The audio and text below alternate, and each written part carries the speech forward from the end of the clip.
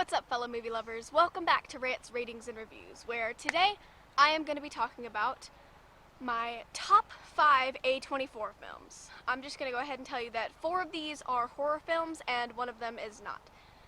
And I have them ranked from 5 to 1, 5 being my least favorite and 1 being my favorite A24 film. So, coming in at number 5, we have Midsummer, which... oh my god, that's one of the weirdest movies I've ever seen in my entire life, and I don't even know where to begin on this or how to really explain it. It basically follows Danny, a disturbed young woman who, after the death of her parents and sister, go on this Swedish adventure with her friends and her boyfriend. And tons of strange stuff happens, and I don't want to go to Sweden after seeing this movie, but I put it at number 5. I really liked it. I really like A24 films for so many reasons, but I put it at number 5 basically because of the length of the movie. I really felt that it was unnecessary that this movie was 2.5 hours long. Like, for some movies that could be understandable, but I feel like the length made this movie not as good as it could have been. But I really like the storyline and how it's kind of like not a jump scare kind of movie, but it's a psychological mind frick of a movie, and the acting was pretty good, and I just overall liked it. Just the length kind of got to me. I've seen the movie twice, and the second time I watched it, I didn't like it nearly as much as the first time, just because of the length. It's so long, but I enjoyed it overall. Coming in at number 4, we have The Witch, which I really liked for so many reasons, and it's only at number 4 just because there were other movies I liked better, even though this movie was amazing. And it follows okay, I'm gonna call her Thomasine, a young woman living with her family during the 1600s, and she is accused by her family of being a witch after strange events happen to her little clan. And I really enjoyed this movie because of the 1600s vibe it gives off. It's so realistic, and they did such a good job portraying the lives of people in the 1600s. Not like I was alive during that time and like I would know what's going on, but they did a very good job with the set and the costumes and the acting of portraying a real 1600s kind of feel. So I really like the movie, and it is at number 4. Coming in at number 3, we have Hereditary, which, my god, I've seen so many times because I really like this movie. I'm not sure I like it as much as most people did, but basically it follows the Graham family after the death of the matriarch of the Graham family, the grandma, the mom of the mom, whatever you want to call her. But after the death of basically the grandma of the family, some really weird stuff starts happening, and the family starts to discover weird things about their past and what their grandma was up to.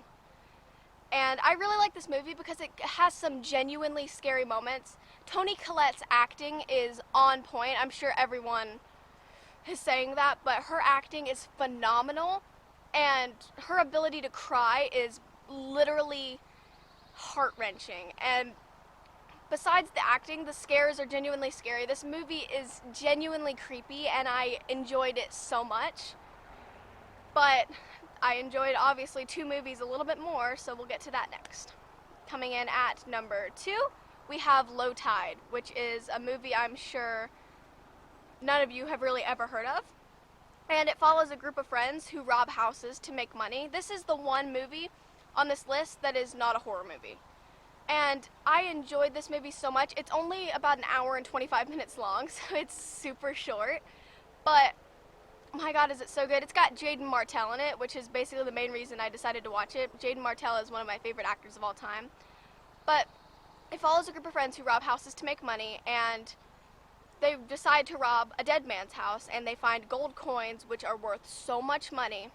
But they have to hide it from one of their friends who is mentally unstable and has a gun. So it's intense. But this movie is amazing. It's not scary or anyway. Like I said, it's not a horror movie, but it's so dramatic, and it was made by someone who hadn't really made movies before, just basically commercials and stuff.